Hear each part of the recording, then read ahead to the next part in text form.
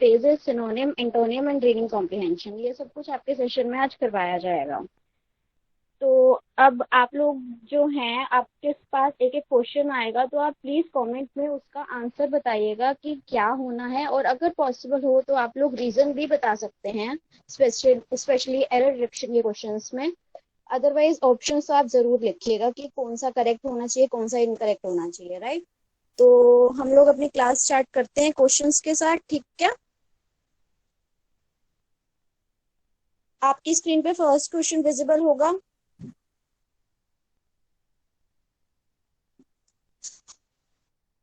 First question visible हो रहा है आप सभी को?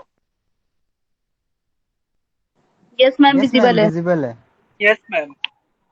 ओके। सो आप लोगों को इसमें बताना है कि इस क्वेश्चन में कौन से पार्ट में एरर है। तो आप लोग प्लीज बताइए, 1 मिनट का टाइम है आप लोगों के पास। अगर पॉसिबल है तो आप लोग रीजन भी लिख सकते हैं कि क्यों होगा।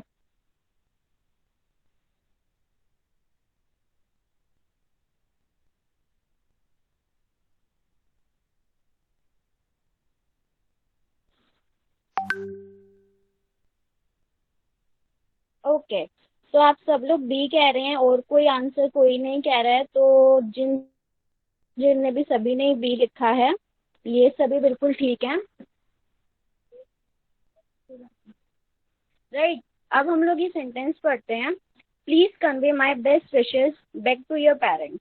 First of all, error detection का आपको क्वेश्चन करना कैसे है। अगर किसी को कभी किसी ने एरर डिटेक्शन के क्वेश्चन किए नहीं या करे हैं, गलत आते हैं, तो उनको क्वेश्चन की स्टार्टिंग कैसे करनी है, ये आपको ना हमेशा पार्ट्स में देंगे क्वेश्चन। आपको कभी भी एरर डिटेक्शन के क्वेश्चन पार्ट में नहीं पढ़ने हैं, आपको इन वन फ्लो पढ़ने हैं, ठीक है। क्योंकि जब आप लोगों के हर एक चीज के कंसेप्ट क्लियर होते हैं ना, तो आप वन फ्लो में पढ़ते साथ ही एरर आप डिटेक्ट कर देते हैं। तो इसमें जो हमारा एरर है वो पार्ट बी में आएगा, राइट। वो हमारे को पार्ट बी में कह रहा है कि बेस्ट विशेस बैक। कभी भी हमारे पास, जब भी हम लोग, ये जो हमारा एरर है ना, ये हमारा पार्ट है सुपरफ्लुअस एरर्स का। अगर आप सभी ने कभी पढ़ा हो, सुना हो सुपरफ्लुअस एरर्स क्या होते हैं, तो हमारे वो एरर्स होते हैं कि जब हम लोग नीडेड से ज्यादा यूज करते हैं ना चीजों को, उस टाइप के एरर्स होते हैं। तो हम लोग इस सेंटेंस को सिंपली लिख सकते थे, please convey my best wishes to your parents. हमको ये जो बैकवर्ड दे रखा है, इसकी हमको कोई जरूरत नहीं थी, राइट। तो अब यहाँ से आपका पहला कंसेप्ट आता है सुपरफ्लुअस एरर्स का। अब सुपरफ्लुअस एरर्स जो होते हैं, वो कोई भी कॉम्पिटेटिव एग्जाम का फेवरेट पॉइंट होता है। वो कोई ना कोई क्वेश्चन जो होता है वो इन पे जरूर देता है। इसका एक बेस्ट एग्जांपल है कि आपको कोई चीज दे देगा, this is universally accepted by all. अब यूनिवर्सली वर्ड जो है ना, वो ऑलरेडी हर एक को कंटेन कर रहा होता है, राइट। तो आपको दो दो चीजें लिखने की जरूरत नहीं है, तो आपको वहां से पता लगेगा कि चलो ये एरर है। एक हम लोग जनरल सेंस में हम लोग क्या कहते हैं कि हमारे घर पे अगर हमारे रिलेटिव्स आते हैं, उनके बच्चे आते हैं, तो हम लोग क्या कहते हैं कि हमारे कजन ब्रदर आए हैं या कजन सिस्टर आए हैं। ये जो होता है ना, ये वर्ड बिल्कुल गलत होता है, राइट। हम लोग कभी भी कजन ब्रदर या कजन सिस्टर यूज नहीं करते हैं, हम लोग सिर्फ यूज करते हैं कजन। आपको अगर सेंटेंस में लिख के दे दिया कि कजन ब्रदर या कजन सिस्टर इकट्ठे लिख के दे दिया, तो उसी टाइम आपको एरर पकड़ना है कि भाई यहाँ पे तो हमारे पास सुपरफ्लुअस एरर का आया है क्वेश्चन। यहाँ पर पे सिस्टर या ब्रदर नहीं आएगा, कजन आएगा। और इसको ना आप लोग जनरल इंग्लिश में भी अपनी सुधार कर सकते हैं इस चीज का, कि नॉर्मली बोलते टाइम भी बोलिए कजन है, कजन है, कजन सिस्टर ब्रदर कुछ नहीं होता, ठीक है। तो अगर जब भी हम लोग आगे आने वाली क्लासेस में टॉपिक वाइज पढ़ते हैं ना, तो हम लोग ये सुपरफ्लुअस एरर्स का टॉपिक जरूर करेंगे। और इसमें बहुत सारे एरर्स होते हैं, बहुत सारे, जो इनसे रिलेटेड क्वेश्चंस आते हैं, राइट। इसमें किसी को कोई डाउट है? मैम एक बार एरर का नाम रिपीट कर देंगे? Superfluous errors. मैम वॉइस थोड़ी स्लो आ रही है, प्लीज थोड़ा सा लाउडली बता दीजिए। सुपरफ्लुअस एरर्स, अगर आप नॉर्मली कोई भी बुक उठा के देखेंगे, आपको उनमें मिल जाएंगे ऐसे वर्ड्स जो कि मोर मच, या फिर हम इसका एक एग्जांपल और ले सकते हैं। हम लोग कहते हैं अकॉर्डिंग टू मी, हम लोग कहते हैं इन माई ओपिनियन। कई लोग होते हैं जो इन माई ओपिनियन और अकॉर्डिंग टू मी या टू मी को यूज एक साथ करते हैं। तो ये भी हमारा एक सुपरफ्लुअस एरर्स का पार्ट बनता है। कोई बात नहीं, अगर आप लोगों को नहीं समझ में आ रहा है तो हमारी आने वाली क्लासेस में इस पर्टिकुलर चीज पे पूरा सेशन होगा, राइट। अब हम लोग नेक्स्ट क्वेश्चन की तरफ बढ़े, या इसमें किसी को कोई डाउट है? मैम मुझे अभी तक एरर नहीं समझ आई, इसमें एरर है क्या? बेटा इसमें एरर ये है कि जब हमको कुछ ऐसे वर्ड्स दिए जाते हैं ना जो हमको सेंटेंस में यूज करने की जरूरत ही नहीं होती है। कई बार होता है जैसे हम लोग हर सेंटेंस में दैट लगा देते हैं, राइट। तो कई बार वो दैट पार्ट भी ना हमारा एरर बन जाता है, क्योंकि हमको उस दैट को सेंटेंस यूज करने की जरूरत है। तो यहाँ पर अगर आप देखो पार्ट ए देखो, प्लीज कन्वे माई, क्या इसमें आपको कुछ जरूरत लग रही है, कुछ पता लग रहा है कि इसमें कोई एरर हो सकता है? नहीं हो सकता। आगे बढ़ो, बेस्ट विशेस बैक, क्या ये बेस्ट विशेस बैक पढ़ के आपको पता नहीं लगा कि ये बैक यहाँ पे जरूरत है या नहीं है बैकवर्ड की? हमको बैकवर्ड की यहाँ पे कोई जरूरत नहीं है। हम लोग सिंपली बोल सकते हैं please convey my best wishes to your parents, please मेरी जो अच्छी दुआएं हैं वो अपने पेरेंट्स के लिए को कन्वे करो। तो ये एरर है कि हमारे बस यहाँ पे बैक नहीं आएगा, हमारा सिंपल सेंटेंस बनेगा please convey my best wishes to your parents. तो error is in part B. Okay ma'am, thank you. Okay, और कोई डाउट किसी को? नो मैम, नेक्स्ट क्वेश्चन कराइए। Okay, just wait a minute, मैं कमेंट बॉक्स में लिख रही हूँ कि इन एरर्स को क्या बोलते हैं, आप लोग इसको पढ़ सकते हैं, ठीक है।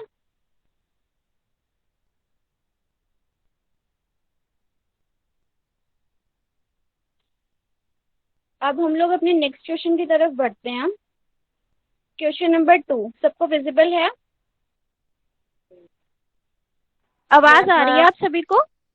Yes ma'am. Yes ma'am, visible है। यस मैम, विजिबल है। विजिबल है, ओके। क्वेश्चन नंबर 2 में बताइए क्या एरर है, कौन से पार्ट में एरर है?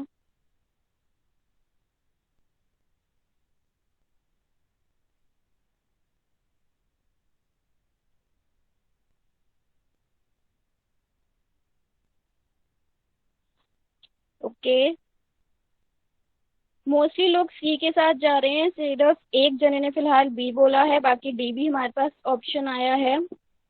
Okay, most of the people are going with सी।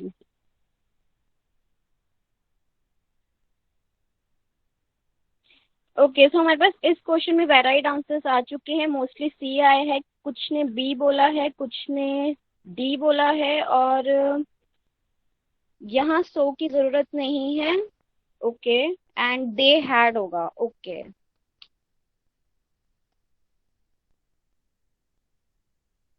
चलिए अब इस क्वेश्चन को करते हैं। ये जो क्वेश्चन है ना, इसमें हमारे पास जो रूल यूज हो रहा है ना, वो हो रहा है रूल ऑफ इन्वर्जन। अब क्या है ये चीज, हम लोग ये पढ़ते हैं।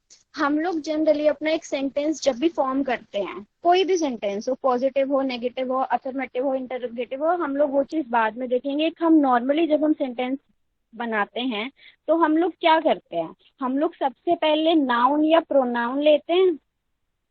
सॉरी, एक सेकेंड, हम लोग सबसे पहले नाउन या फिर प्रोनाउन का यूज करते हैं किसी भी सेंटेंस की स्टार्टिंग करने के लिए, ठीक है। उसके Yes, बाद ma'am. हम लोग क्या लेते हैं, उसके बाद हम लोग हेल्पिंग वर्ब का यूज करते हैं।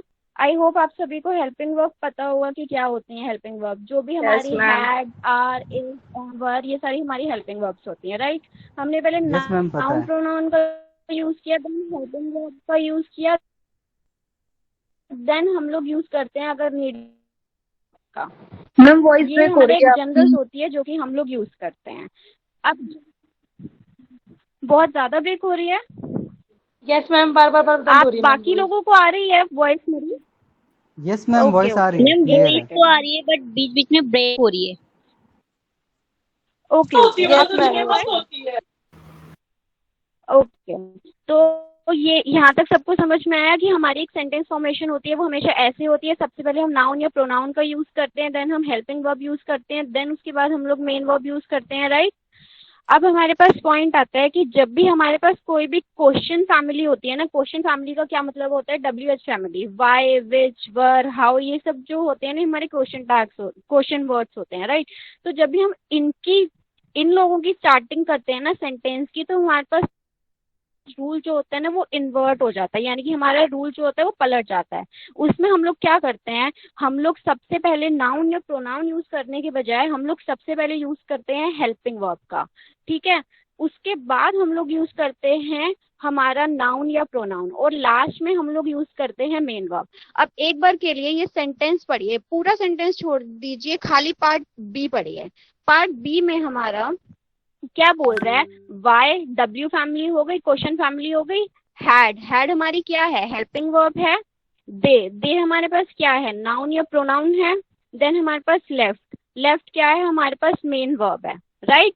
तो हमारे पास ये रूल तो हमारा ठीक जा रहा है, हम लोग तो यही यूज करते हैं। बट आप लोग ये देखिए, क्या इस पूरे सेंटेंस के अंदर कहीं पे भी वो क्वेश्चन पूछ रहा है? वो क्या बोल रहा है, I couldn't understand why had they left so soon. मैं समझ नहीं पाया कि वो लोग इतनी जल्दी कैसे चले गए। क्या वो अपने कुछ सोच रहा है, कुछ ओपिनियन बता रहा है, या फिर वो कोई क्वेश्चन पूछ रहा है? मैम फिर वाई नहीं आएगा, क्वेश्चन तो Opinion. पूछ रहा है वैसे, क्वेश्चन का अगर मैम सेंस है क्वेश्चन मतलब। पूछ अगर भी आप रहा है तो फिर सी के बाद क्वेश्चन मार्क होना चाहिए, तब भी तो हम एरर बेटा बोल सकते हैं ना। वही तो ये सेंटेंस है। Why they हम had लोग अगर वाई हैड नॉर्मली दे बोलें, वाई यहाँ पर पे जो एरर है वो सिर्फ इतना है कि वाई हैड दे नहीं आएगा, वाई दे हैड आएगा। यानी कि हमारे पास सबसे पहले हमारे पास नाउन प्रोनाउन आएगा, उसके बाद हेल्पिंग वर्ब आएगा, उसके बाद मेन वर्ब आएगा। और जो भी कह रहा है कि यहाँ पे वाई नहीं आएगा वो भी गलत है। यही हमारे पास पॉइंट है कि हमारे पास नॉर्मली हम लोग रूल यूज करते हैं, पहले नाउन प्रोनाउन, फिर हेल्पिंग वर्ब, फिर मेन वर्ब। जब भी हमारे पास क्वेश्चन की फॉर्म में कुछ भी चीजें होती है, उसमें हम लोग यूज करते हैं helping verb, then noun pronoun, then main verb. But the thing is, यहाँ पे वो एक सिंपली सेंटेंस बोल रहा है, वो सिंपली कह रहा है कि मुझे पता नहीं कि वो लोग इतनी जल्दी क्यों चले गए। जैसे कि आप लोग कहते हो कि मुझे पता नहीं कि अभी तक वो क्यों नहीं आए, मुझे पता नहीं अब इतना पढ़ने के बावजूद भी मैंने एग्जाम क्यों क्लियर नहीं किया। आप लोग अपने आप से नॉर्मली क्वेश्चन पूछ रहे हो। अगर मैं कहूँ कि यहाँ पे ये आई कुडंट अंडरस्टैंड जो है ये गिवन ही नहीं होता, सेंटेंस आपका खाली यहाँ से शुरू होता, why had they left so soon, उसके बाद क्वेश्चन मार्क होता, तब इस क्वेश्चन में हमारा कोई भी एरर नहीं होता और ये सेंटेंस बिल्कुल ठीक होता। लेकिन यहाँ पे हमें क्वेश्चन नहीं पूछा गया है, यहाँ पे हमारे को नॉर्मल सेंटेंस दिया गया है, तो हम इसको पॉइंट नहीं करेंगे कि वाई लिखा है तो हमको रूल ऑफ इन्वर्जन लगाना है। यहाँ पे कोई क्वेश्चन नहीं पूछा गया है और इसी के बेसिस पे जो हमारे कॉम्पिटिटिव एग्जाम्स होते हैं उन पे एरर्स आते हैं। एक ना एक एरर इन चीजों पे जरूर आता है कि आपको रूल ऑफ इन्वर्जन के बेस वो एरर दे दे। हो सकता है कि मैं सेंटेंस में लिख देती I couldn't understand why they had left so soon, आगे नो एरर दे देती, मैं नो एरर का ऑप्शन लगा देती, ठीक, वो भी ठीक होता। तो इसमें आपको जो पॉइंट पढ़ना है वो सिर्फ ये रूल पढ़ना है, एक जनरल सेंटेंस पढ़ना है कि आपका पहले क्या आता है, हेल्पिंग वर्ब आता है, नाउन आता है, प्रोनाउन आता है, कौन से केसेस में क्या आते हैं, इसमें सिर्फ इतना पढ़ना है और कुछ नहीं पढ़ना। मैम इट्स मीन ये हमारा अभी भी जो आंसर है वो confuse हो बी रही है। हाँ जी, इसमें हमारा आंसर बी है। हमारा करेक्ट सेंटेंस बनेगा I couldn't understand why they had left so soon. मैं समझ नहीं पाया कि वो लोग इतनी जल्दी क्यों चले गए। और जिसने कहा था कि यहाँ सो की जरूरत नहीं है, मैम ऐसा कुछ नहीं है। इतनी जल्दी अगर आप बोल रहे हो तो आप इंग्लिश में, नॉर्मल इंग्लिश में आप यही बोलोगे व्हाई दे लेफ्ट सो सून, वो इतनी जल्दी क्यों चले गए। और क्वेश्चन मार्क भी नहीं है एक्चुअली यहाँ पर सी में। नहीं, इसमें क्वेश्चन मार्क का कुछ नहीं है, वो आपको full stop question mark examiner नहीं देगा। अगर उसने एग्जामिनर ने दे दिया क्वेश्चन मार्क, पहली बात तो यहाँ पे जब क्वेश्चन ही नहीं पूछ रहा है तो क्वेश्चन मार्क और फुल स्टॉप का तो मतलब ही नहीं बनता है ना। आपको खुद की अंडरस्टैंडिंग से समझना होगा कि यहाँ पे वो क्वेश्चन पूछ रहा है या फिर नॉर्मल सेंटेंस बोल रहा है। जैसे कि मैंने अभी बताया कि मैं अगर आई कुडंट अंडरस्टैंड नहीं देती, मैं सेंटेंस ही आपका यहाँ से स्टार्ट करती, बी पार्ट से स्टार्ट करती, why had they left so soon, तो ये हमारा बिल्कुल ठीक होता। क्यों? क्योंकि हमारा ये हर एक रूल फॉलो कर रहा है ग्रामर का। ये वाई से स्टार्ट हो रहा है तो आपको समझ जाना चाहिए वाई से कोई भी सेंटेंस स्टार्ट होता है तो हमारा वो क्वेश्चन होता है, क्वेश्चन सॉरी क्यों इंटेरोगेटिव सेंटेंस होता है, राइट। और इंटेरोगेटिव सेंटेंस जब भी हमारे स्टार्ट होते हैं तो उनमें सबसे पहले हमारी हेल्पिंग वर्ब आती है, देन हमारे पास नाउन प्रोनाउन आता है, देन हमारे पास मेन वर्ब आती है। ठीक है, प्लीज ठीक है मैम। जो भी यस मैम। आप लोग ओके। प्लीज ये साथ साथ अपनी कॉपी में नोट डाउन करते जाइएगा जो भी रूल्स आपको करवाए जा रहे हैं, क्योंकि जो रूल्स के जो भी क्वेश्चंस ये फॉर्म किए गए हैं ये उन्हीं रूल्स पे बेस्ड हैं जो क्वेश्चंस एग्जाम में पूछे जाते हैं। ऐसा जरूरी नहीं है कि ये सिर्फ डीएसएसबी में ही आएगा, ये एसएससी का भी हो सकता है, ये और भी हाई लेवल का हो सकता है, लेकिन आपको वो चीज नहीं देखनी है। आपको सिर्फ ये देखना है कि आपको कंसेप्ट समझ में आना चाहिए। अगर इसी क्वेश्चन को हाई लेवल बनाना है तो 4 लाइनें मैं और डाल दूं। सिंपली आपका एक कंसेप्ट लगेगा कि आपको रूल याद रखना है, और ये याद रखना है कि रूल हमारा रूल ऑफ इन्वर्जन कब लगता है और नॉर्मल सेंटेंस कब लगता है, राइट। आई होप सभी को ये क्लियर होगा। यस हाँ मैम, जी, क्लियर है। जो किसी ने पूछा है कि फुल स्टॉप या क्वेश्चन मार्क से ये एरर काउंट नहीं होगा ना, तो ये बिल्कुल भी काउंट नहीं होगा। एरर आपको सिंपली सेंटेंस देखना है, क्वेश्चन मार्क या फुल स्टॉप नहीं देखना है आपको। वो एग्जामिनर पागल नहीं बैठा कि आपको सिंपली क्वेश्चन मार्क लगा के दे देगा, फिर तो आप समझ जाएंगे कि ये तो क्वेश्चन मार्क लगा दिया, यहाँ पे तो क्वेश्चन है नहीं। आपको खुद की पढ़ाई और खुद की प्रैक्टिस से समझना होगा कि कहाँ पे वो क्वेश्चन पुट ऑन कर रहा है एंड कहाँ पे वो आपको नॉर्मल सेंटेंस दे रहा है, राइट। अब हम लोग नेक्स्ट क्वेश्चन की तरफ बढ़े। Yes ma'am. Okay, so please confirm आप सभी को थर्ड क्वेश्चन क्लियर दिख रहा है।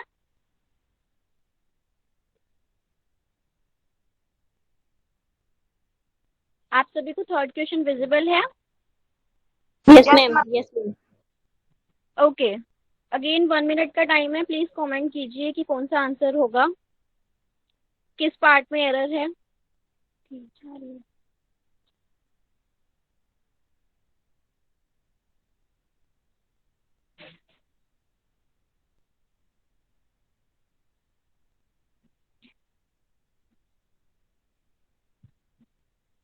प्लीज आप सभी कोशिश कीजिए लिखने की कि क्या एरर होगा, चुप मत रहिए कोई भी। ओके, सो मोस्टली आंसर हमारे डी बी ए तीनों आ रहे हैं, ठीक है। बी ग्रेट आएगा, okay. It should be women are at, okay.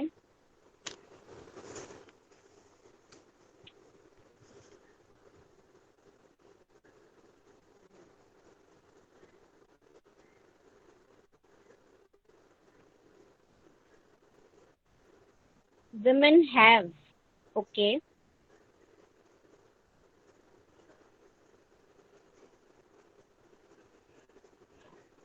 देखिए इन प्रैक्टिस सेशन से ना आपको ये भी पता चलेगा कि आपको क्या चीज नहीं करनी है, यानी कि आपको किस तरफ नहीं जाना है, वो अभी मैं एक्सप्लेन करूंगी। चलिए अब इस क्वेश्चन को डिस्कस करते हैं। Women are in greater risk of developing cancer. First of all मैंने क्या बताया कि आपको सिंपली एक फ्लो में सेंटेंस को पढ़ना है, राइट। आपने सेंटेंस को पढ़ा, जिसको रूल्स पता है, जिसको हर एक पार्ट ऑफ स्पीच पता है, वो इस क्वेश्चन को डायरेक्टली अटेम्प्ट कर लेगा कि मैडम इसमें जो हमारा आंसर है वो है पार्ट ए। पार्ट ए क्यों सिर्फ एक जने ने आई थिंक बोला है, इसका रीजन कि वुमेन आर इन नहीं आएगा, आर एट आएगा, ठीक है। जिस अब इसका रीजन क्या है ये सब चीजें ये है कि जो हमारे पास प्रेपोजिशन होती हैं, प्रेपोजिशंस आप लोगों ने पढ़ा होगा, कुछ प्रेपोजिशंस होती हैं जो फिक्स्ड होती हैं, राइट, कि इन वर्ड्स के साथ हमारे पास यही प्रेपोजिशन यूज करेंगे, हम लोग यही वर्ड्स यूज करेंगे। तो उन्हीं में से एक ये फ्रेज है, आप प्रेपोजिशन बोल लीजिए या फ्रेज बोल लीजिए, कुछ भी बोल लीजिए। एट ग्रेटर रिस्क ऑफ, जब भी आपको कहीं पर भी दिख जाए ना ये ग्रेटर रिस्क वर्ड, आप लोग आंख बंद करके सबसे पहले यही चेक करना कि उससे पहले आर्टिकल उन्होंने कौन आंसर लगाया या प्रेपोजिशन उन्होंने कौन सी लगाई है। वो कुछ भी दे सकता है, वो ए दे सकता है, वो दा दे सकता है, कोई भी आर्टिकल दे सकता है या कोई भी प्रेपोजिशन दे सकता है। जैसे कि इसमें आपको इन दिया है तो आपको सबसे पहले यही चेक करना है कि ग्रेटर देन से पहले कौन सी प्रेपोजिशन लगी है। अगर एट लगी है तो आपका ठीक है, आपको कहीं और एरर ढूंढना है। अगर आपका एट नहीं लगा है तो आप एट लगाइए, एरर मार्क कीजिए और आगे बढ़िए। अब किसी ने बोला है women have, right. Women have तो मैम आएगा ही नहीं। हैव हम लोग कब यूज करते हैं, हमारे परफेक्ट टेंस में यूज करते हैं, राइट। हम लोग यहाँ पे एक सिंपल सेंटेंस की बात कर रहे हैं, इसलिए हमारे पास आर जो है वो बिल्कुल ठीक है। उसके अलावा अगर हम पॉइंट्स देखें कि आप इसको कैसे पढ़ सकते हैं, अगर आप लोगों को इतना नहीं समझ है कि क्या प्रेपोजिशन यूज होगी या फिर क्या कंजंक्शंस यूज होंगी, तो आप सिंपली सेंटेंस रीड करिए, वुमेन आर इन। क्या यहाँ पे किसी को कोई डाउट लग रहा है कि वुमेन जो है वो है? चलो ठीक है, यहाँ तक हमने पढ़ लिया। ग्रेटर रिस्क ऑफ, किसी चीज का बहुत बड़ा रिस्क है, किस चीज का? Developing cancer. अब इसके अलावा वो कहाँ पे एरर दे सकता था? वो दे सकता था, चलो इन्होंने दे दिया, इनको तो आपको ऐड करके दे दिया, वो हो सकता है ग्रेटर रिस्क ऑफ के बजाय ग्रेटर रिस्क फ्रॉम दे सकता था, greater risk from developing cancer दे सकता था, है ना। वो कुछ भी दे सकता था। तो आपको ये चीज माइंड में रखनी चाहिए कि ये एट ग्रेटर रिस्क ऑफ जो है ये एक पूरा प्रॉपर फ्रेज है और यही वर्ड्स जो होते हैं वो एक साथ आते हैं। उसके अलावा वो कहाँ पे एरर दे सकता था? वो डेवलपिंग पे एरर दे सकता था कि वो डेवलपिंग नहीं डेवलप लिख के दे देता। अब आप लोगों ने कई बार इंग्लिश पढ़ते हुए ये चीज देखा था कि कई बार हम लोग टू के साथ वर्ब की फर्स्ट फॉर्म यूज करते हैं और कई बार हम लोग टू के साथ वर्ब की first form plus ING use करते हैं, है ना। और आई थिंक इसमें हर किसी को बहुत कंफ्यूजन होती होगी या एरर करते टाइम ये एरर तो कभी पकड़ में नहीं आता। तो इसका सिंपल सा फंडा यही है कि जब भी आपके पास फिक्स प्रेपोजिशंस वाली चीजें होती है ना, जैसे कि हमारे पास ये है इन एट ग्रेटर रिस्क ऑफ है, जब भी ऐसी कोई चीजें होती है ना जो हमारी प्रेपोजिशंस फिक्स होती हैं, जहाँ पे कि इनके अलावा और कोई नहीं आ सकती, वहां पे जो हमारे पास नेक्स्ट वर्ब होती है ना वो हमेशा वर्ब की फर्स्ट फॉर्म प्लस आईएनजी की फॉर्म में होती है। इसको हम लोग जिरंड भी बोलते हैं, आप लोगों को पता होगा, है ना। तो ये सारे पॉइंट्स हैं कि आप लोग एक सेंटेंस को पढ़ रहे हैं, आपने आंसर देख लिया कि ये आंसर है, उसके साथ साथ और कहाँ कहाँ एरर होगा ये सब चीजें भी आप कर सकते हैं। ओके, सुपरलेटिव डिग्री है, ग्रेटर ही रहेगा, बिल्कुल ठीक, ग्रेटर ही रहेगा, ग्रेटर का ग्रेट नहीं होगा। यस बोलिए। मैम जिरंड का रूल है। जिरंड होता है, हमने वर्ब की फॉर्म्स पढ़ते हैं, हम लोग वर्ब की फर्स्ट फॉर्म पढ़ते हैं, सेकंड फॉर्म पढ़ते हैं, थर्ड फॉर्म पढ़ते हैं ना। उसके अलावा एक हमारे पास होती है वर्ब की फोर्थ फॉर्म और एक होती है वर्ब की फिफ्थ फॉर्म। हेलो, आपकी आवाज क्लियर नहीं आ रही है। हाँ जी बोलिए।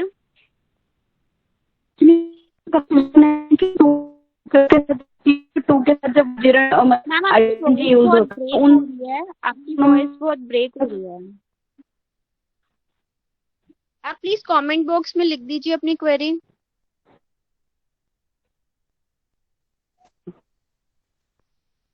मैं बता रही थी वर्ब की फोर्थ फॉर्म और वर्ब की फिफ्थ फॉर्म होती है। वर्ब की फोर्थ फॉर्म होती है हमारे पास टू प्लस वर्ब की फर्स्ट फॉर्म जिसको हम कहते हैं, और वर्ब की फिफ्थ फॉर्म होती है हमारे पास वर्ब की फर्स्ट फॉर्म प्लस आईएनजी। ये चीजें हम चलो बाद में करेंगे, फिलहाल के लिए इसमें आप सभी को जो पॉइंट्स याद रखने हैं वो यही रखने हैं कि जब भी आपको इस तरीके का कुछ दिखे तो आपको आंख बंद करके बस यही चीज देखनी है, एट ग्रेटर रिस्क ऑफ होना चाहिए, उसके अलावा कोई प्रेपोजिशन यूज नहीं होनी चाहिए।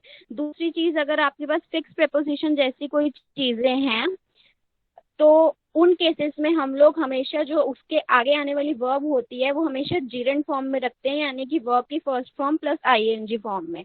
हाँ जी, स्मोकिंग जो है वो जिरंड फॉर्म होती है। और एक चीज इससे और पॉइंट आपका क्लियर होता है कि जब भी हम लोग पढ़ते हैं कि एक सेंटेंस की शुरुआत हमेशा नाउन या प्रोनाउन से होती है, तो हम लोग ये भी सेंटेंस पढ़ते हैं कि smoking is injurious to health, है ना। तो ये जो हमारी स्मोकिंग है ना, ये भी हमारी एक तरीके से नाउन में ही काउंट होती है। तो जिरंड जो होता है वो हम लोग दोनों चीजों में काउंट करते हैं, सेंटेंस के अकॉर्डिंग वरी करता है कि वो हमारा कब verb as a verb use हो रहा है और कब एज अ नाउन यूज हो रहा है। Please tell the name of form. कौन सी form? Okay okay okay. Verb की फोर्थ फॉर्म को हम लोग इन्फिनेटिव बोलते हैं एंड वर्ब की फिफ्थ फॉर्म को हम लोग जिरंड बोलते हैं, राइट। अब हम लोग नेक्स्ट क्वेश्चन की तरफ बढ़ते हैं। आप सभी को विजिबल है नेक्स्ट क्वेश्चन?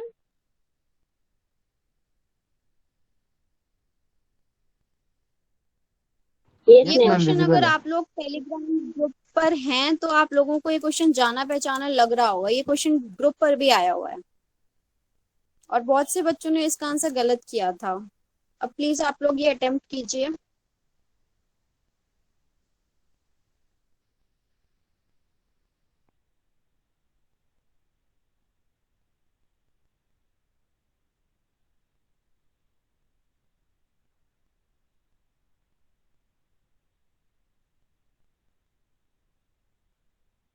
ओके, आप सभी ऑलमोस्ट बी बोल रहे हैं और एक जने ने सी बोला है। ओके, और कोई आंसर?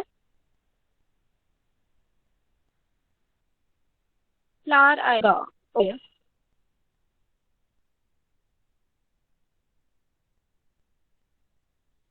नॉट फ्लावर्स, फ्लावर आएगा। वन ऑफ द के साथ सिंगुलर है।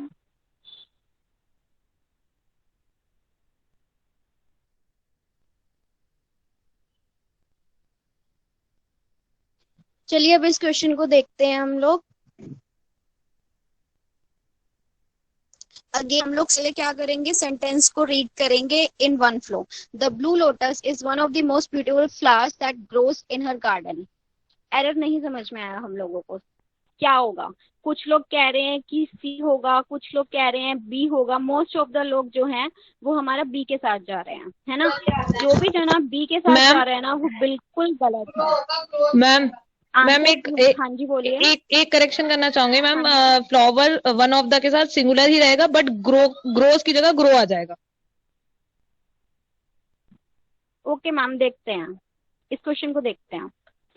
ठीक है, अब हमारा जो करेक्ट आंसर है इसमें वो हमारा सी है। ग्रोज नहीं आएगा, हमारा ग्रो आएगा। अगर आप लोग ग्रुप में हैं तो आपको पता होगा इसका आंसर क्या है। अब हम लोग इसका रीजन समझते हैं कि क्यों होगा।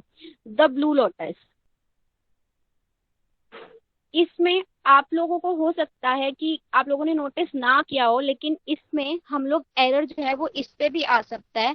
जब भी हम लोग किसी एक चीज की बात करते हैं ना, बहुत सब चीज में से, तो हमारा आर्टिकल डेफिनेट यूज होता है, द यूज होता है। इसको हम लोग बाद में देखेंगे। हम लोग, आप लोग कह रहे हैं कि बी में एरर है, फ्लावर्स नहीं होगा, फ्लावर्स फ्लावर होगा। ये चीज ना माइंड में बिठा लो। जब भी ये फ्रेज दिख जाए ना, वन ऑफ द मोस्ट, जहां कहीं भी दिख जाए तो सिंपली दो चीजें चेक करनी है। एक हमारी ये कि जो हमारे पास नाउन होना चाहिए वो प्लूरल होना चाहिए, और जो हमारे पास वर्ब होनी चाहिए वो सिंगुलर होनी चाहिए। ठीक है, अब इस क्वेश्चन में देखो, the blue lotus, blue lotus की बात हो रही है। Is one of the most beautiful flowers that grows in her garden. जो ब्लू लोटस है उसके गार्डन में जितने भी फ्लावर्स जो हैं ग्रो करते हैं उनमें से सबसे सुंदर फ्लावर है वो। यही ये सेंटेंस कह रहा है। कितने जनों की बात हो रही है? एक जनों की बात हो रही है या फिर बहुत सारे लोगों की बात हो रही है? मतलब बहुत सारे फ्लावर्स की बात हो रही है।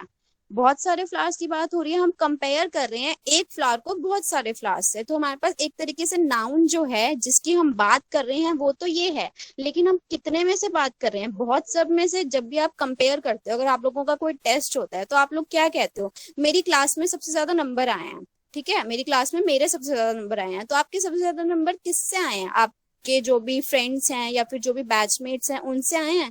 तो यहाँ पे जो फ्लावर्स का यूज हुआ है ना वो बिल्कुल ठीक हुआ है। जो भी कह रहे हैं फ्लावर्स नहीं होगा फ्लावर होगा, और ग्रुप पे भी सबने बी आई थिंक इसी वजह से मार्क किया था, वो बिल्कुल गलत है। ये चीज पॉइंट कर लो। नाउन के साथ हमेशा जो भी हमारे पास one of the most use होगा तो हमारे पास नाउन हमेशा प्लूरल आएगा। यहाँ पे नाउन क्या है? फ्लावर्स है, तो फ्लावर्स कैसा होना चाहिए? प्लूरल होना चाहिए।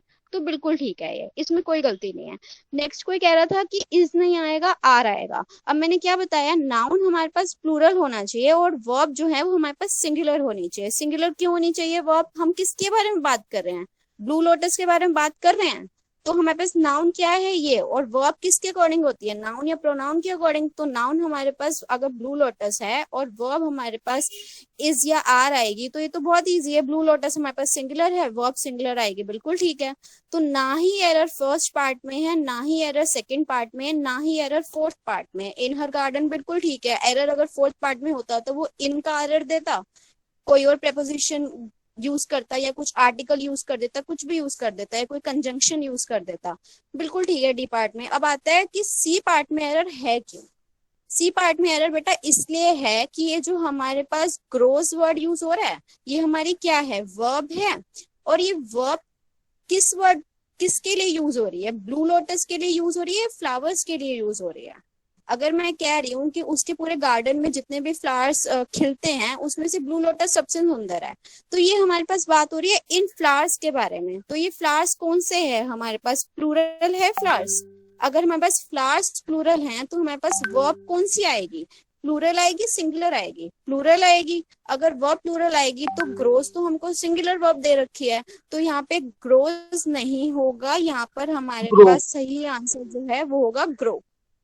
मोस्ट ऑफ द बच्चों ने ये आंसर बिल्कुल गलत अटेम्प्ट किया होता, और ऐसे ही क्वेश्चंस आते हैं। ये नहीं है कि आपको हाई लेवल दिया जा रहा है या कुछ, ऐसे ही क्वेश्चंस आते हैं, परेशान करने वाले क्वेश्चंस आते हैं। और डीएसएस बिन में तो वैसे भी नेगेटिव मार्किंग होती है, आप लोग लगाए आओगे जाके बी, कट जाएंगे मार्क्स। तो ये चीज का जो है ध्यान रखना है, ये सारे रूल्स जो है ना वो लिख लो। वन ऑफ द मोस्ट के साथ हमेशा नाउन जो है वो प्लूरल यूज होता है, वर्ब जो है वो सिंगुलर यूज होती है। अब आप लोगों को सेंटेंस पढ़ के समझ के देखना है कि जो हम वर्ब यूज कर रहे हैं वो कौन से नाउन के लिए यूज कर रहे हैं। नाउन तो आप कहोगे मैडम ये भी है, नाउन तो आप कहोगे मैडम ये भी है, तो हमको कैसे पता चलेगा कि ये वर्ब किसके लिए यूज हुई है और ये वर्ब किसके लिए हुई है। तो ये आपको सेंटेंस पढ़ के पता चलेगा कि ये वर्ब्स जो है वो किसके लिए यूज हुई है। ठीक है, इस क्वेश्चन में कोई डाउट है?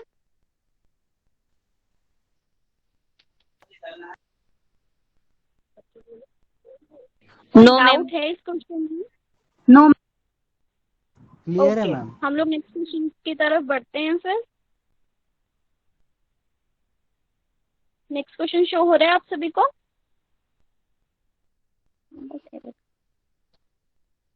चलिए आप लोग बताइए कि इसमें क्या एरर होगा।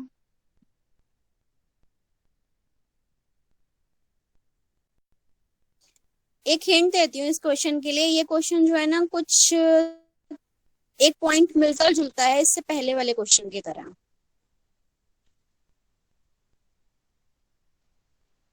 ओके,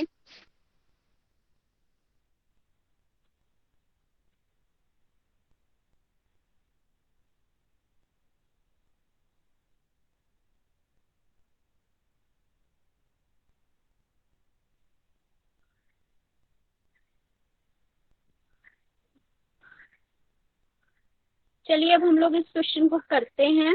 मोस्ट ऑफ द लोग ए बोल रहे हैं, जो कि बिल्कुल ठीक है। हमारे पास यहाँ पर पे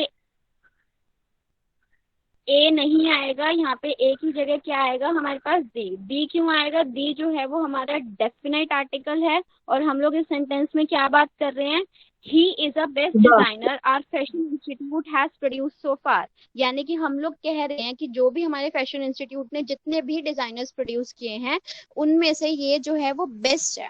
तो हम लोग बहुत सब में से एक को कंपेयर कर रहे हैं, हमको पता है ये चीज डेफिनेट है, तो इसलिए हम लोग आर्टिकल दा यूज करेंगे, ए नहीं यूज करेंगे। और मैंने क्यों कहा कि क्वेश्चन नंबर उससे पहले वाले से रिलेटेड है, वो इसलिए क्योंकि यहाँ पे भी हमने ब्लू लोटस को बहुत सारे क्लास से कंपेयर किया था और ब्लू लोटस हमारा डेफिनेट निकल के आया था, इसलिए यहाँ पे आर्टिकल हमारे पास दा यूज हुआ था। यही एरर हमारा एग्जाम में आता है कि डेफिनेट चीजों में वो ए या एन लगा के दे देगा और इनडेफिनेट में वो दा लगा के दे देगा। अब हमको तो ए एन का तो पता है कि जहाँ पे वोवल्स आए या जहाँ पे कॉन्सोनेंट्स आए। अब यहाँ पे पॉइंट क्लियर करना है आपको अपने डेफिनेट और इनडेफिनेट का, कि कहाँ पे डेफिनेट यानी कि पक्की हमको पता है कि यही चीज के बारे में बात हो रही है और कहाँ पे हमको नहीं पता। जैसे कि हम लोग कहते हैं he is the prime minister of our country, हम लोग दा क्यों यूज करते हैं, क्योंकि हमारी कंट्री में ये डेफिनेट चीज हो गई है कि ये ही हमारे प्राइम मिनिस्टर हैं।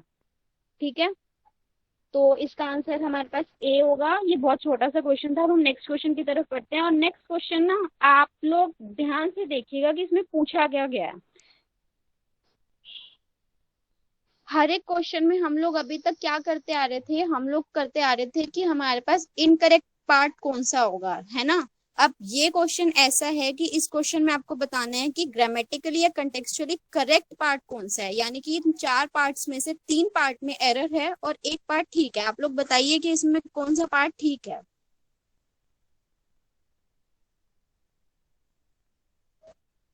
ध्यान से रीड कीजिएगा।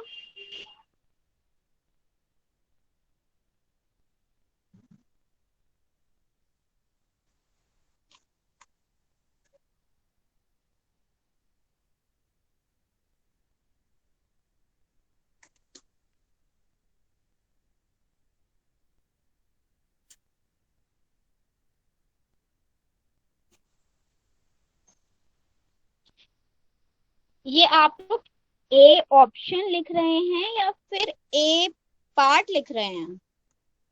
जो ये मोस्टली ए लिखे जा रहे हैं, प्लीज आप लोग बता दीजिए क्या लिख रहे हैं।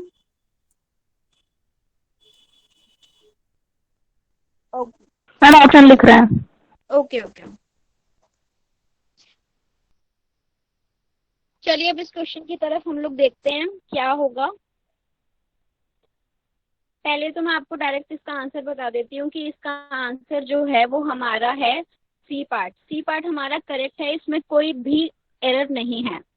अब हम लोग आते हैं एरर्स पे कि इसमें क्या क्या एरर्स पूछे गए हैं। सबसे पहला एरर डिस्पाइट ऑफ, एग्जामिनर का फेवरेट पॉइंट। जब भी आपको डिस्पाइट ऑफ दे दे या फिर in spite of they they,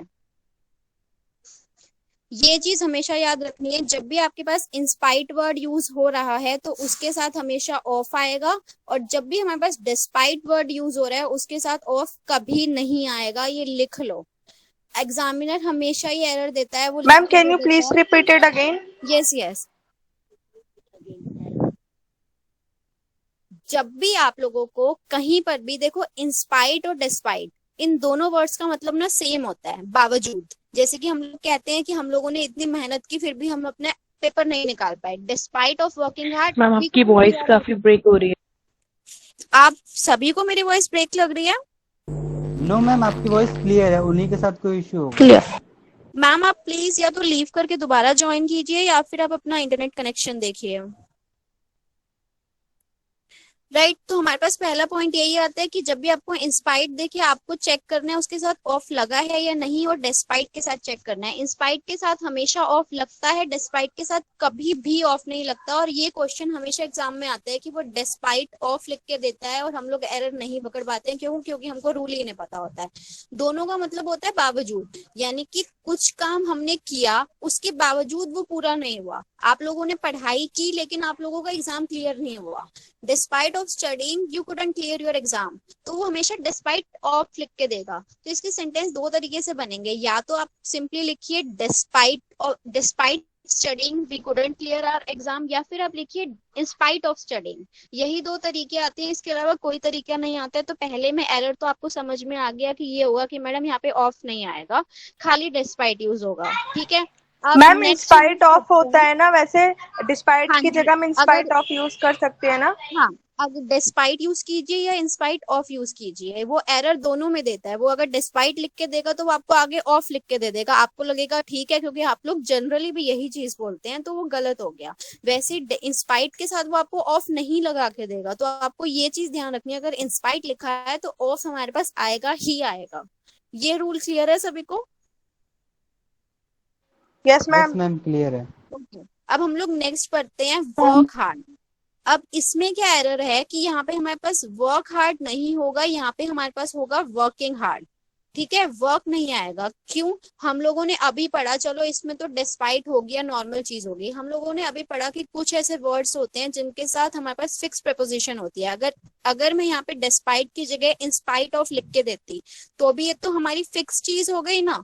fix चीज हो गई तो हमारे पास वर्ब कौन सी यूज होगी? वर्ब की होगी फर्स्ट फिफ्थ फॉर्म यूज, यानी कि वर्ब की फर्स्ट फॉर्म प्लस आईएनजी। तो यहाँ पे क्या आएगा? डिस्पाइट वर्किंग हार्ड, ना कि डिस्पाइट वर्क हार्ड। ये वाला एरर क्लियर है सभी को कि यहाँ पे क्या एरर है? Yes ma'am. ओके, तो सी पार्ट में आपने देख ही लिया कि यहाँ पे कोई एरर नहीं है। अब डी पार्ट की तरफ आते हैं। He couldn't clear his exams या क्लियर्ड हिज एग्जाम्स, क्या होगा? आप नॉर्मली एक सेंटेंस बोल रहे हो कि मैंने पढ़ाई की उसके बावजूद मेरा पेपर नहीं क्लियर हुआ। इसमें तो पास्ट प्रेजेंट फॉर्म का तो हमको कुछ लेना देना ही नहीं है कि मैडम यहाँ पे क्लियर आएगा या क्लियर्ड आएगा, पास्ट या प्रेजेंट पार्टिसिपल या कुछ लेना देना नहीं है। आपको सिंपली नॉर्मल सेंटेंस बनाना है। तो यहाँ पे हमारे पास क्लियर नहीं आएगा, क्या वर्ड आएगा? क्लियर। तो अब सेंटेंस क्या बनेगा? Despite working hard he could not clear his exams. Simply ये सेंटेंस बनेगा और ये करेक्ट ऑर्डर होगा, या डिस्पाइट की जगह पे आप इंस्पाइट ऑफ लगा सकते हैं। तो हमारे पास करेक्ट पार्ट चूज करना था, तो करेक्ट पार्ट हो गया हमारे पास पार्ट सी। अब ये क्वेश्चन जो है ना वो डीएसएसबी के लेवल का नहीं है। डीएसएसबी ऐसे क्वेश्चन नहीं देता है, लेकिन हम लोग देख रहे हैं कि आजकल डीएसएसबी का लेवल बहुत ज्यादा हाई हो रहा है। तो आप लोग बेटर है कि आप लोग प्रिपेयर्ड रहो इन चीजों के लिए भी। अब ये क्वेश्चन डालने का मतलब मेरा सिर्फ ये था कि अभी तक आप लोग इनकरेक्ट पार्ट चूज करते आए हैं, राइट। आगे भी आपका यही फॉर्म बना रहता है, क्योंकि हम लोग तो क्वेश्चन पढ़ते ही नहीं है कि क्वेश्चन ने पूछा गया है वो करेक्ट पूछ रहा है या इनकरेक्ट पूछ रहा है। तो यहीं पे हम लोग जो है वो गलती कर देते हैं। हमने पहला पढ़ा डिस्पाइट ऑफ, जिसको पता होगा कि डिस्पाइट ऑफ कभी नहीं आता साथ में, वो ए मार्क करेगा और निकल जाएगा आगे और आंसर अपना गलत कराएगा। तो यही चीज हमको पॉइंट रखना है कि क्वेश्चन पढ़ो ध्यान से कि वो क्वेश्चन क्या कह रहे हैं, वो करेक्ट पार्ट चूज करने के लिए कह रहे हैं या इनकरेक्ट पार्ट चूज करने के लिए कह रहा है। एरर्स में और कोई डाउट है किसी को यहाँ तक? No ma'am. ओके तो जब भी अब आप लोग एरर्स की प्रैक्टिस करें ना, तो हर एक पार्ट को लेके कीजिएगा, सिर्फ उसको नहीं कि आप नाउन पढ़ रहे हैं तो अब आपको मेंटली होता है प्रिपेयर्ड कि आप नाउन पढ़ रहे हैं तो एरर नाउन में ही होगा, तो आपने देख लिया नाउन में एरर है, चलो हो गया। प्रेपोजिशन टॉपिक पढ़ रहे हैं, प्रेपोजिशन में होगा एरर, हो गया। अब जब भी एरर की प्रैक्टिस करें ना, बाकी चीजों को भी देखते रहिएगा ताकि आप लोग मेंटली और प्रैक्टिस वगैरह आप लोग की लोगों की अच्छी हो। अब नेक्स्ट हम लोगों का क्वेश्चन आता है सिनोनिम बेस्ड। अब पर्सनली अगर बोलूं तो सिनोनिम और एंटोनिम वो पार्ट होता है पेपर का जो स्किप करना बेस्ट रहता है। अगर आपको वो वर्ड ही नहीं पता या उन वर्ड से रिलेटेड जो मीनिंग दे रखे हैं वो नहीं पता, क्योंकि नेगेटिव मार्किंग लेने से अच्छा है आप लोग उसको स्किप करो, ठीक है। फिलहाल के लिए हम लोग क्वेश्चन ये करेंगे, तो आप लोगों को जिसको भी आता है ये आप लोग आंसर बताइए क्या होगा क्या नहीं होगा। 30 सेकेंड का टाइम है। Question number 7, appropriate synonym of इम्प्रीकेशन।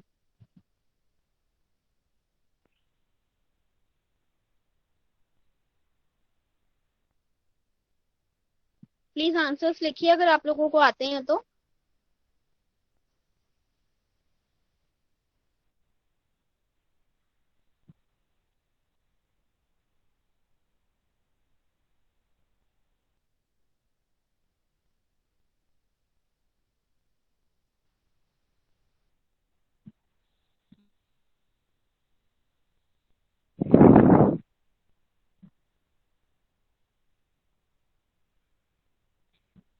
जो भी वन कह रहे हैं वो ठीक है। इम्प्लीकेशन वर्ड का मतलब होता है मैजिक स्पेल, यानी कि कोई भी मैजिक कर देना, कोई भी जादू टोना कर देना।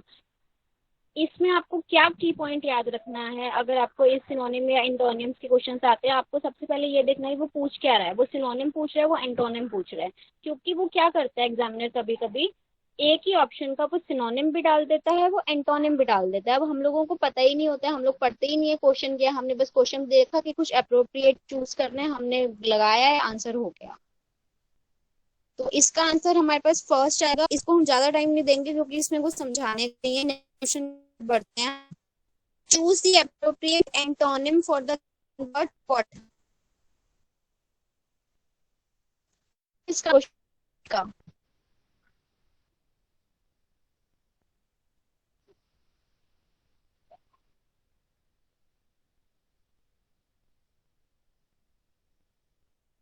ये देख लेना क्या पूछ रहा है, सिनोनिम पूछ रहा है, एंटोनिम पूछ रहा है।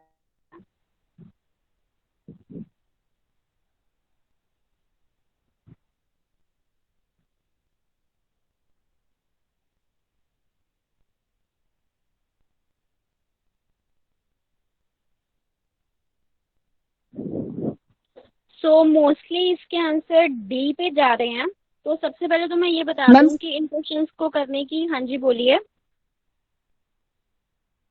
बोलिए। सेकंड। ओके देखते हैं अभी। जो भी ये फोर्थ कह रहे हैं ना सब्जुगेट, सबसे पहले एक चीज बता दूं कि ये जो सब्जुगेट है ना ये हमारा वर्ब है और इम्पोर्टेंट जो है वो हमारा वर्ब नहीं है। जब भी आप इस तरह के क्वेश्चंस करो ना तो आप वर्ड्स की पहचान रखना कि क्या चीज हमारे को पूछी जा रही है और क्या ऑप्शंस में दी जा रही है, तो वो हमको हेल्प करता है एलिमिनेशन में, यानी कि एलिमिनेट करना। वैसे अगर हम सब्जुगेट वर्ड की बात करें तो इसका मतलब होता है कि किसी को जीतना। जैसे कि आपने किसी कोई भी दो राजाओं की लड़ाई हुई है और जो राजा जीता है तो वो कह सकते हैं कि उसने सब्जुगेट किया है दूसरे हमारे किंग को, दूसरे राजे को। ठीक है, तो ये तो हमारे पास आंसर हो गया गलत। अब आता है सुपरफ्लुअस। ये सुपरफ्लुअस वही वर्ड है जो कि मैंने एरर में आपको करवाया था, कन्वे बैक माय विशेस वाला। इसी को ही हम बोलते हैं सुपरफ्लुअस एरर्स। इसका क्या मतलब होता है कि जब हमको कोई चीज बहुत ज्यादा मोर देन नेसेसिटी होती है ना, जब कोई चीज की हमको जरूरत नहीं है फिर भी हम लोग यूज कर रहे हैं, उसका मतलब होता है सुपरफ्लुअस, यानी कि बहुत ज्यादा होना। तो ये भी हमारा आंसर नहीं होगा। उसके अलावा वो कह रहे हैं स्पेक्टर। स्पेक्टर वर्ड जो होता है वो हमारा होता है कि कोई भी भूत एंड ये सब चीजें होती है ना, ये मतलब होता है। अब ये वर्ड आता है ट्रिवियल। ट्रिवियल वर्ड जो होता है ना, अगर आप लोग न्यूज़पेपर पढ़ते होंगे ना, तो आप लोगों ने ये हमारा वर्ड यूज होता है पॉलिटिक्स में बहुत ज्यादा। गवर्नमेंट्स एक दूसरे को ब्लेम करती है छोटी छोटी बातों पे, तो ये हमेशा एक वर्ड यूज होता है दैट गवर्नमेंट ने ये किया, गवर्नमेंट डिस्कस कर रही है चीजों पे over trivial matters. Trivial matters क्या हुआ कि जो चीज मैटर ही नहीं करती है, जो चीज इंपॉर्टेंट ही नहीं है, गवर्नमेंट उन चीजों पे झगड़े करती है, उन चीजों पे डिस्कशंस करती है। तो हमारे पास इंपॉर्टेंट का सही एंटोनिम क्या होगा? ट्रिवियल। अगर आप लोगों की रीडिंग हैबिट अच्छी है तो आप लोग ये क्वेश्चंस कर पाएंगे, अदरवाइज मेरी यही पर्सनल रिकमेंडेशन होगी कि इन क्वेश्चंस को स्किप कर दिया कीजिए पेपर में अगर आप देखते हैं। मैम बोलिए। सब्जुगेट का कोई मतलब इंग्लिश में कोई मीनिंग बता दीजिए। सब्जुगेट का मतलब आप लोग कह सकते हैं कॉन्क्योर करना या कॉन्क्वेस्ट करना। कॉन्क्योर वर्ड सुना होगा कि आप लोग जीतता है जब कोई एक पर्सन दूसरे पर्सन से, तो हम लोग कहते हैं ना ही Yes, ma'am. कॉन्क्योर्ड, वो जीत गया। हम्म। CONQUE, Okay. तो उस टर्म में। मैम डिफीट करना। हाँ जी, सॉरी, डिफीट तो बहुत इजी वर्ड है, डिफीट हम लोग बोल सकते हैं। जो भी आप लोगों के इजी इजी वर्ड्स होते हैं ना, इनके सिनोनिम्स पढ़ा कीजिए। हम लोगों को पता है कि हम इंपॉर्टेंट वर्ड का क्या मतलब होता है, लेकिन वही अनइम्पॉर्टेंट वर्ड का भी हमको मतलब पता है, लेकिन ट्रिवियल वर्ड बोल दिया जाए तो हमें पता ही नहीं होगा। क्यों? क्योंकि हम पढ़ते ही नहीं है सिनोनिम्स एंटोनिम्स। जितना रीडिंग हैबिट में लाएंगे ना उतना अच्छा होगा। अब हम लोग नेक्स्ट क्वेश्चन की तरफ बढ़ते हैं। नेक्स्ट क्वेश्चन है हमारा ईडियम बेस्ड। ईडियम बेस्ड जो होते हैं ना वो बहुत इजी क्वेश्चंस होते हैं। अगर आप सिर्फ उनको एक बार रीड कर लो, सारे के सारे ईडियम्स को एक बार रीड कर लो, उनकी इमेज अपने माइंड में सेटअप कर लो, तो ये बहुत इजी क्वेश्चंस होते हैं। अब फटाफट से इसका आंसर बताइए सब। मोहित जी, आप डोमिनेट वर्ड कह रहे हैं। डोमिनेट वर्ड हम लोग नहीं कह सकते हैं सब्जुगेट का। सब्जुगेट का मतलब होता है कि किसी से जीतना। कोई लड़ाई हुई है, आपने उसको आप उससे जीते हैं या आपने उसको हराया है, जो मर्जी कह लीजिए। चाहे आप कह लीजिए कि आपने कॉन्क्योर किया है उनसे, या फिर आपने उनको डिफीट किया है। डोमिनेट करने का मतलब होता है कि जब कोई भी दो पर्सन के बीच में एक पर्सन बहुत ज्यादा पावरफुल होता है ना, चाहे वो मनी की टर्म्स में हो चाहे वो पावर की टर्म्स में हो, तो वो दूसरे पर्सन को डोमिनेट करता है, यानी कि उसको दबाता है। तो डोमिनेट वर्ड हम लोग नहीं यूज कर सकते सब्जुगेट के लिए।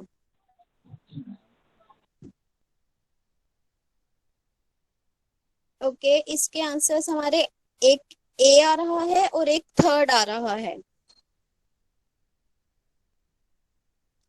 चलिए हम इस पे ज्यादा टाइम नहीं देंगे, ये हमारा बहुत ही कॉमन है idiom. To go to bed, इसका मतलब होता है hit the sack. Option number 3। Sack word से एक चीज और याद रखना, सैक वर्ड का दो मतलब होता है। एक आप लोगों ने कभी सुना होगा सब्जियों की बोरी या आलू की बोरी, तो उसको भी हम सैक बोलते हैं। और एक सैक वर्ड हमारा कहाँ पे यूज होता है? जब एक कंपनी से किसी एम्प्लॉय को निकाल दिया जाता है, तो हम लोग क्या वर्ड यूज करते हैं? ही वॉज सैक्ड, उसको निकाल दिया गया। अगर सैक वर्ड से हमने ये पढ़ा कि सैक वर्ड का मतलब होता है कि निकाल दिया गया, तो आप लोगों ने शायद कभी कहीं भी न्यूज़पेपर में या कुछ भी ये पढ़ा होगा आउस्टेड, OUSTED। Yes ma'am. इसका भी मतलब होता है निकाल देना। इसका भी मतलब होता है निकाल देना, और ये हमारा पॉलिटिक्स और हमारा गवर्नमेंट में बहुत ज्यादा यूज होता है वर्ड। इसके अलावा एक वर्ड और होता है अबेंडन कर देना, ABANDON। इसका भी मतलब होता है निकाल देना, लेकिन ये हमारे पास कब यूज होता है? ये हमारा यूज होता है बच्चों की टर्म्स में। जब कोई भी माँ बाप अपने बच्चों को छोड़ देते हैं ना, या उनको घर से बाहर निकाल देते हैं, तब हम लोग यूज करते हैं ये वर्ड अबेंडन। ठीक है मैम वैसे बेसिकली अबेंडन का मतलब तो यूजलेस होता है ना, जो यूज में नहीं होता। कह सकते हो आप, चीजों के टर्म्स में कह सकते हो कि आपको कोई चीज यूज नहीं करनी है तो आपने उनको अबेंडन कर दिया, अपनी यूज से निकाल दिया, काइंड ऑफ कह सकते हो। बट एक जनरल मीनिंग अगर आप अबेंडन का देखो तो वो यूजुअली उसी चीज में यूज होता है जब कोई भी पर्सन अपने बच्चों को निकाल देता है, या फिर आप लोग कह सकते हैं कि कोई बच्चे को, अपने माँ बाप जो होते हैं वो अपने बच्चों को छोड़ जाते हैं कहीं पे, तो वो चीज में भी यूज हो सकता है। मैम कभी कभी फायर वर्ड भी यूज होता है ना? ठीक है, कोई डाउट? आप फायर वर्ड वो सैक की टर्म्स में यूज कर सकते हैं, जैसे आप कंपनी से फायर कर दिया जाता है तो आप सैक वर्ड ज्यादा बेटर रहेगा अगर आपको फायर के साथ रिलेट करना है तो। ठीक है, अब हम लोगों के पास कितने क्वेश्चंस बचे हैं? अब मैंने एक आरसी का क्वेश्चन रखा हुआ है और एक दो क्वेश्चन जो है वो ईडियम के है, तो हम लोग ईडियम करके ये क्लास बंद करते हैं और आरसी हम लोग नेक्स्ट क्लास में करेंगे। ठीक है, अब ओके, नेक्स्ट क्वेश्चन है टू कुक बुक्स। फटाफट से इसका आंसर बताओ क्या होगा।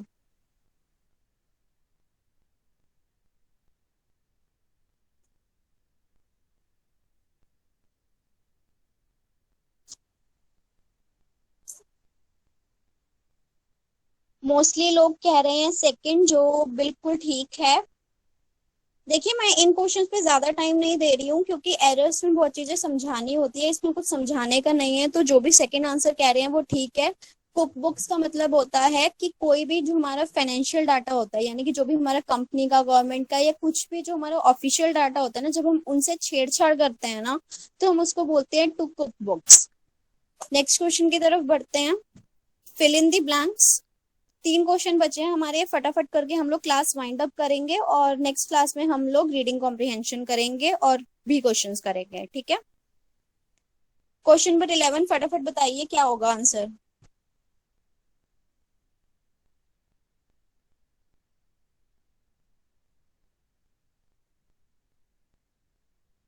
टेंथ वाला एक बार शो कर दीजिए, एक सेकेंड।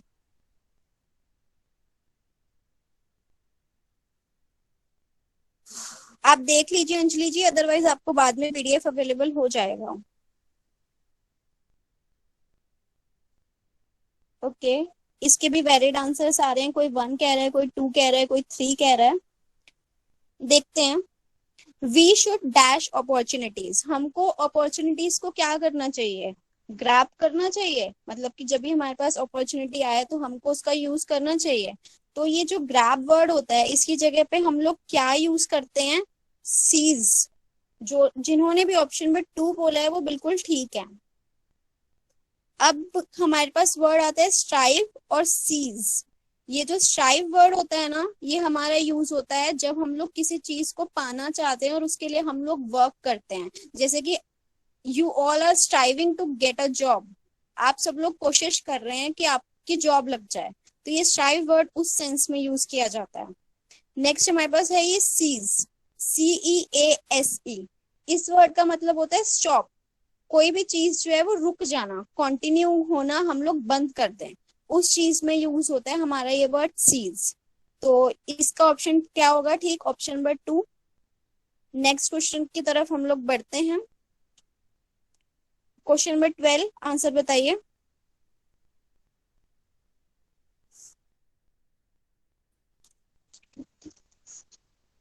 Question number 12।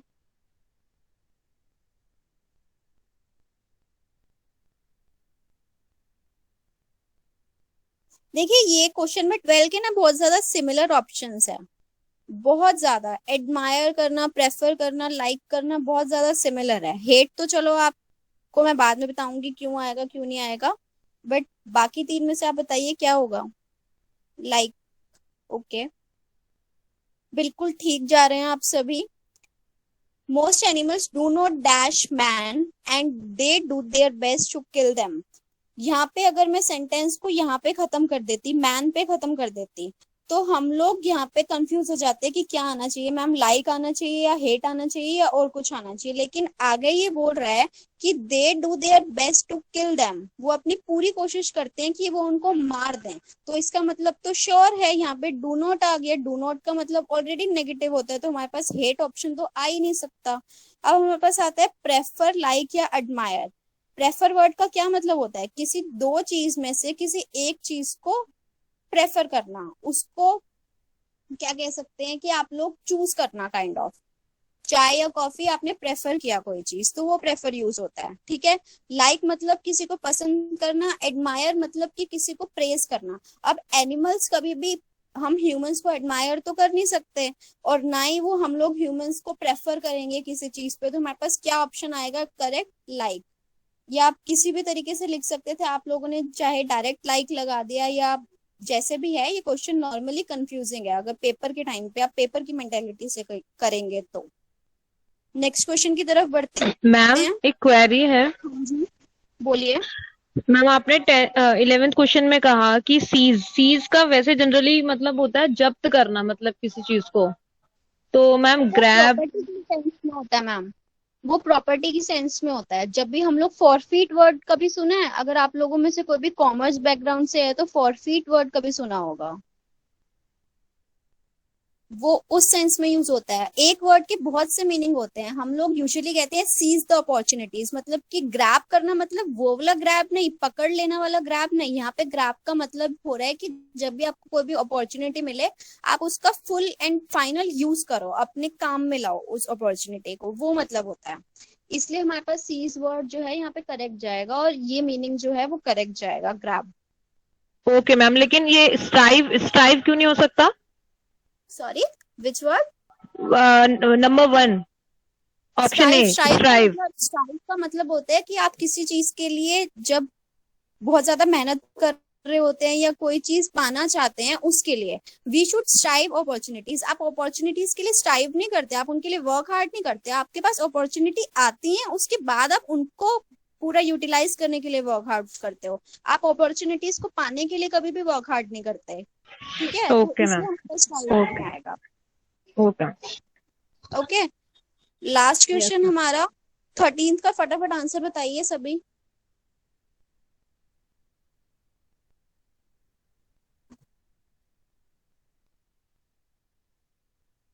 हाँ जी, जो भी ये लीजा नाज जी हैं, ये मुझे समझ नहीं आ रहा आप क्या कह रहे हैं, लेकिन स्ट्राइव के साथ ये 4 वर्ड जरूर यूज होता है। आप इससे भी कर सकते हैं। जब भी आप किसी चीज के लिए लॉन्गिंग फॉर और यर्निंग, YEARNING, अर्निंग फॉर या स्ट्राइविंग फॉर, ये सब वर्ड्स जो होते हैं ये इनके साथ फिक्स प्रेपोजिशन होती है फॉर।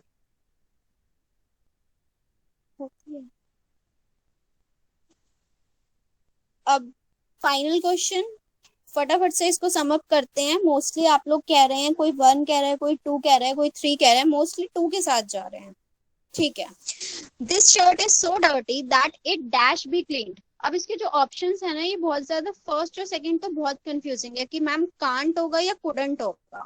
नीड नोट तो हो ही नहीं सकता। वो क्या कह रहे हैं कि ये शर्ट इतनी गंदी है कि ये डैश क्लीन नहीं हो सकती या हो सकती है, हमें नहीं पता।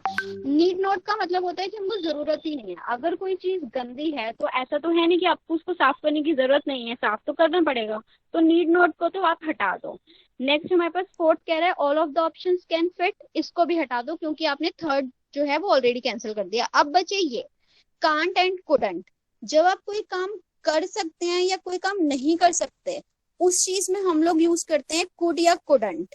और जब हम लोग कोई काम करना है या नहीं करना है, या ये होना है या नहीं होना है, उस सेंस में हम लोग यूज करते हैं कांट। ये कह रहे हैं कि ये शर्ट इतनी गंदी है कि ये क्लीन नहीं हो पाएगी या नहीं हो सकती। कुडंट का मतलब है कि आप चाह ही नहीं रहे हो, आप कर ही नहीं रहे हो। तो इसलिए इसका आंसर जो है फर्स्ट आएगा कांट, ना कि कुडंट। ऑल क्लियर सभी को? ये क्वेश्चन बहुत कंफ्यूजिंग है वैसे, अगर पेपर में आता है तो। नेक्स्ट हमारे पास आरसी है और ये अभी टाइम नहीं है हमारे पास, तो हम लोग ये नहीं करेंगे, नेक्स्ट क्लास में करेंगे। अब आप लोगों से एक चीज मुझे पूछनी थी कि आप लोग नेक्स्ट क्लास में इसी तरीके से मिक्स क्वेश्चंस करना चाहेंगे या एक पर्टिकुलर एरर की क्लास रखवाऊं? मैम ऐसे ही करना चाहेंगे, इससे ना ज्यादा अच्छे से हो जाता है। ऐसे ही प्लीज एक एक करके बोलिए। मैम ऐसे ही करना चाहेंगे, ये ज्यादा अच्छा है क्योंकि पेपर में भी ऐसे मिक्सअप आते हैं ना, तो हैबिचुअल हो जाएंगे। ठीक है, आप लोगों की फिर मिक्स क्लास होएगी। इनकेस आप लोगों को एरर्स की जरूरत होती है कि एरर्स आपको ज्यादा करने हैं, क्योंकि एरर्स जो हैं वो बहुत ज्यादा डिफिकल्ट पॉइंट होता है कोई भी पेपर का, राइट? यस तो मैम। आप लोगों को एरर अदरवाइज मिक्स करवाया जाएगा, ठीक है?